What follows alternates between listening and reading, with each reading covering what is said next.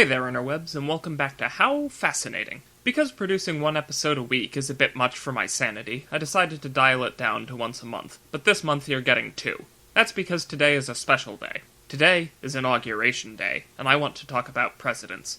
In a previous episode, we discussed how President Taft never got stuck in a bathtub, and when I was researching the rumors and gossip for that episode, I discovered that numerous people seemed to believe that his full name was Howard Taft.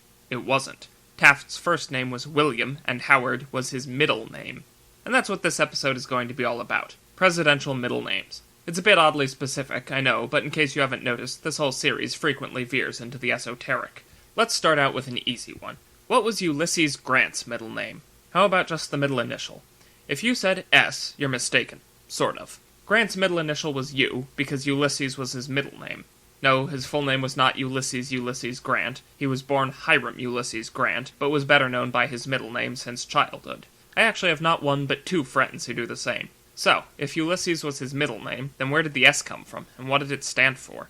It turns out that Grant didn't acquire the S until he was nearly an adult. At the age of 17, he required a nomination for entry into the United States Military Academy at West Point, and he acquired it from his state representative, Thomas Hamer.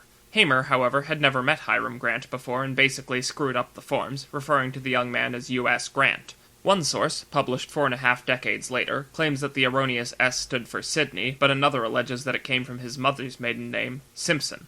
You may be more familiar with the latter, that's the one used in the Animaniacs President's song, but Grant himself insisted that the S never stood for anything.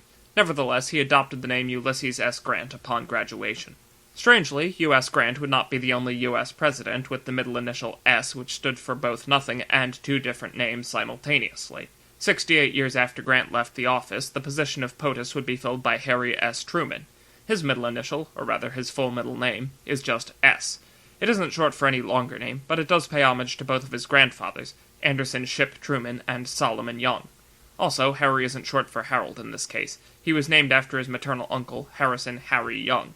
Hiram Ulysses Grant also wasn't the only president to be known by his middle name, but he was the first. This trend would be continued by Stephen Grover Cleveland, Thomas Woodrow Wilson, and John Calvin Coolidge. The latter's immediate predecessor was Warren G. Harding, and the G stood for Gamaliel. It's Hebrew for reward or recompense of God, and according to Abrahamic mythology, the original Gamaliel, or OG if you will, was Gamaliel the Elder, a biblical rabbi. I'm also 80% sure Gamaliel was the elf who reforged Narsil into Anduril. I have seen it claimed that our nation's fifth president, James Monroe, was the first to have a middle name, and that it was Spence, but this is a misconception. James Spence Monroe was President Monroe's son, who died when he was only 16 months old, and whose middle name was the first name of James's father, Spence Monroe. James also had a brother of the same name, Spence Monroe Jr. Confusing enough for you? The fact is, nearly 2/5 of all U.S. presidents had no middle name. These were George Washington, John Adams, Thomas Jefferson, James Madison, James Monroe, Andrew Jackson, Martin Van Buren, Van as part of the surname before you say anything, John Tyler, Zachary Taylor, Millard Fillmore, Franklin Pierce, James Buchanan, Abraham Lincoln, Andrew Johnson, Benjamin Harrison, William McKinley, and Theodore Roosevelt Jr. That's a total of 17 out of 46. Yes, I said 46. Side note. Many people have already called Joseph Robinette Biden Jr. the nation's 47th president, and that's essentially true. But he's not the 47th person to be president. He's only the 46th. This is because almost all presidents to have served more than one term have served them consecutively, and it gets counted as a single presidency. Grover Cleveland, however, served 2 non-consecutive terms, so he is credited as the 22nd and 24th president of the United States. That's where the extra one comes from. The first president to actually have a middle name was Monroe's immediate successor, and I'm nearly certain you know what it was. That man was John Quincy Adams. He received his middle name in honor of his maternal great-grandfather, who was also named John Quincy, and without it he'd easily be confused for his father, our nation's second president. In order to distinguish himself, John Quincy Adams would come to refer to himself as JQA, see also LBJ and JFK. The next president to have a middle name after Adams the Younger was Love POTUS No. 9, William Henry Harrison, whose sole claim to fame is that he gave the longest inaugural address in our nation's history. To cut a long story short, something which Harrison himself clearly never learned to do, he chose to forego the closed carriage which had been offered to him and rode a horse to his inauguration ceremony in the frigid wind and rain of early March. Then, for reasons that I'm sure made sense to him at the time, Billy Henry Harry neglected to wear an overcoat or hat while delivering an 8,500-word speech which lasted for 2 hours. The funny part is that this was the version which had been edited down for length. It was less funny when he died of pneumonia 1 month later. Perhaps the greatest irony, though, has nothing to do with the length of his speech or his presidency, but the fact that the treatments for his ailment may have only hastened his demise, 1840s medicine being what it was. Some of these ministrations included bloodletting and having him drink a boiled mixture of crude oil and Virginia snake root, which, FYI, is remarkably toxic. It should come as no surprise, then, that he didn't pull through, becoming the first president to die in office. His grandson, Benjamin No Middle Name Harrison, did a bit better, becoming the 23rd president in 1889 and living long enough to lose the 1892 election to Grover Cleveland, the man he himself had supplanted 4 years prior, despite losing the popular vote. That's right, Benjamin Harrison only served one term and never even won the popular vote. Why does that sound so familiar? Additional fun fact: Theodore and Franklin Delano Roosevelt were fifth cousins, and the Adams and the Bushes were father-son duos, but the Harrisons are America's only grandfather-grandson presidential duo.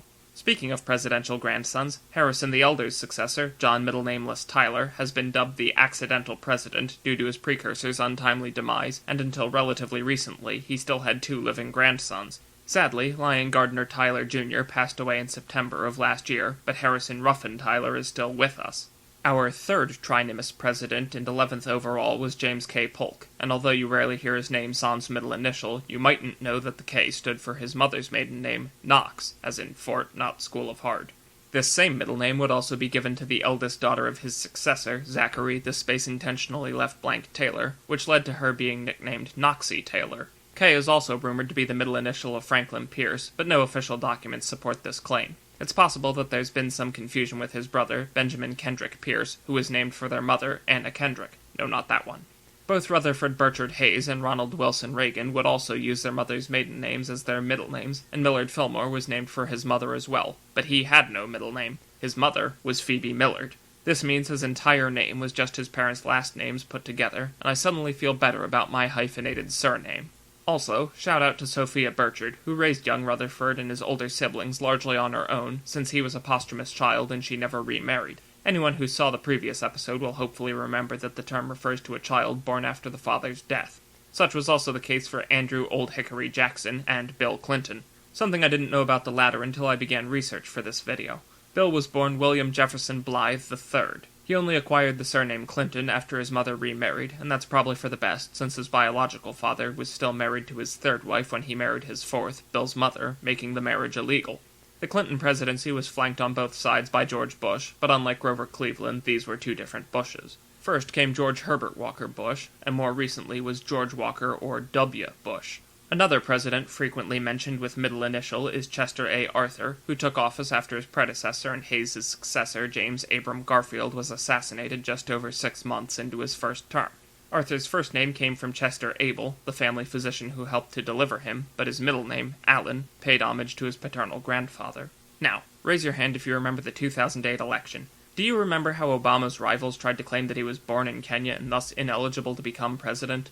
That strategy isn't new. Chester A. Arthur was born in Fairfield, Vermont in 1829, and due to his father's outspoken abolitionist beliefs, the family had to move around quite a lot. These frequent moves later caused trouble during the 1880 election, when Arthur's political opponents tried to spread rumors that he was secretly born in another country, first Ireland, then Canada. As you can tell, it didn't work.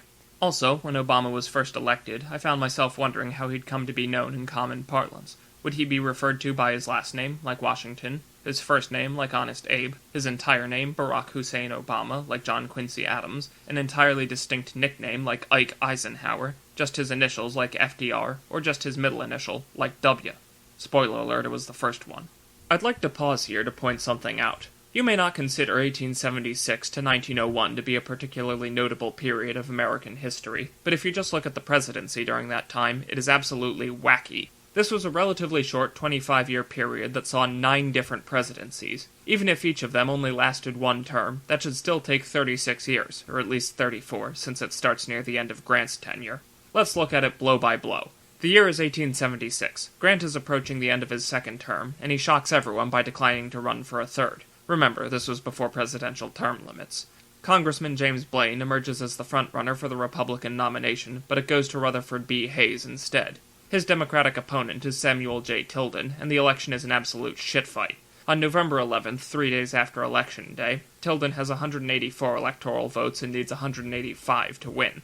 Hayes has 166, and the 19 votes of Florida, Louisiana, and South Carolina are still up in the air due to election fraud committed by both parties. The next 4 months are filled with scandals, attempted bribery, and shady backroom deals, but on March 2, 1877, Rutherford B. Hayes wins the presidency by 1 vote. He then keeps a campaign promise by refusing to run for re-election in 1880, so the Republican nomination goes to James Garfield, who wins but gets shot 6 months into his first term, making him the 4th president to die in office and the 2nd to be assassinated. Chester A. Arthur finishes out the term but won't run for another, so now James Blaine finally gets the Republican nomination, only to be defeated by Democrat Grover Cleveland. When Cleveland runs for re-election in 1888, he wins the popular vote but loses the Electoral College to Benjamin Harrison, grandson of William Henry Harrison, the first president to die in office. When 1892 rolls around, Cleveland takes the presidency back from Harrison, becoming the first president to win the popular vote thrice in a row, which wouldn't happen again until FDR, and the only one to serve 2 non-consecutive terms. In 1896, he declines to run for a 3rd term, leaving the nomination open for William Jennings Bryan, who loses to William McKinley 46% to 51% by popular vote.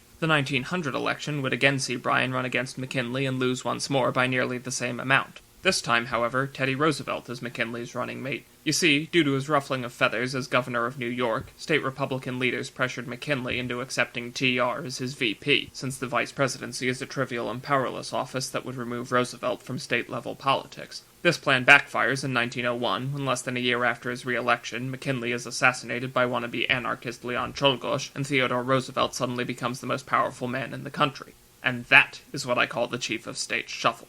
McKinley's assassination also made Roosevelt the youngest person to ever become president, although John Fitzgerald Kennedy was the youngest elected, as well as the onlyest Catholic. The other Roosevelt, FDR, was nowhere close to the youngest president, but he was by far the longest serving. After defeating the Republican incumbent Herbert Clark Hoover in a 1932 landslide, he won re-election for a 2nd, 3rd, and 4th term. Basically, America kept electing the guy until he died in office in 1945. Franklin D. Roosevelt was followed by Harry S. Truman, then Dwight D. Eisenhower, whose middle name came from his father, David. His parents originally named him David Dwight Eisenhower, but decided to go with Dwight David Eisenhower instead, on the grounds that having 2 Davids around the house would get confusing. That much makes sense. What makes much less sense is that Dwight and his 5 brothers all used the same nickname, Ike. This is generally presumed to be an abbreviation of their last name, but no one, including the family members, are quite sure how it got started. To distinguish between Ikes, each one had an adjective attached. Dwight was Ugly Ike, and there was also Big Ike, Little Ike, Red Ike, and Scoop, the youngest brother, who was also known as Ike until he decided to go into journalism. By the time of World War II, Dwight was the only one still going by Ike, and I'm sure he was glad to finally ditch the modifier. After Eisenhower came JFK, then LBJ, and Lyndon Baines Johnson was followed by Richard Milhous Nixon. Alright, next question. What's the one thing that everyone knows about Gerald Ford? He was the only U.S. president to never be elected to the office. But that's false. John Tyler, Millard Fillmore, Andrew Johnson, Chester A. Arthur, and Mike Pence were all single-term presidents who took office following the departure of their predecessor.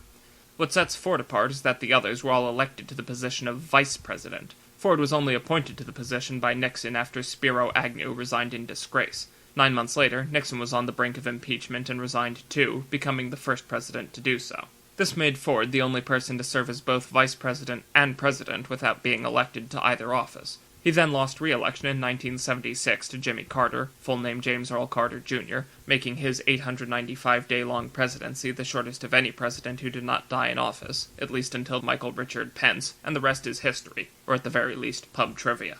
There is another interesting factlet about Gerald Ford, however, and it obviously relates to his middle name, otherwise I wouldn't have brought it up. Or rather, maybe I should say middle names, plural. Or maybe not. You see, Ford had 2 middle names, and 2 first names, and 2 last names, but never more than 1 at the same time. He was born in 1913 as Leslie Lynch King, Jr., but his mother separated from his father, Leslie Lynch King, Sr., just 16 days after he was born, and the 2 were divorced in December of that year. She remarried in February of 1917, this time to Gerald Rudolph Ford, and although she started calling her son Gerald Ford Jr. almost immediately, he was never formally adopted and didn't legally change his name until December 3, 1935, nearly 20 years later. When he did, he also adopted the conventional spelling, Rudolph, whereas his stepfather spelled it with a double F at the end. One final Fordian fun fact, he's also the only U.S. president to have achieved the rank of Eagle Scout. And that's everyone. Those are the middle names of every person to ever be president of the United States. Yep, Definitely not forgetting anyone. Oh, fine. Dishonorable mention goes to Donald John Trump. Andrew Johnson was the first president to be impeached, Nixon resigned before it could happen, Bush lost the popular vote in 2000, and Ford never got elected in the first place, but Trump's the only person to be impeached and lose the popular vote twice. Each. Congratulations, you colossal ass clown. Thanks for watching, and have a fascinating day.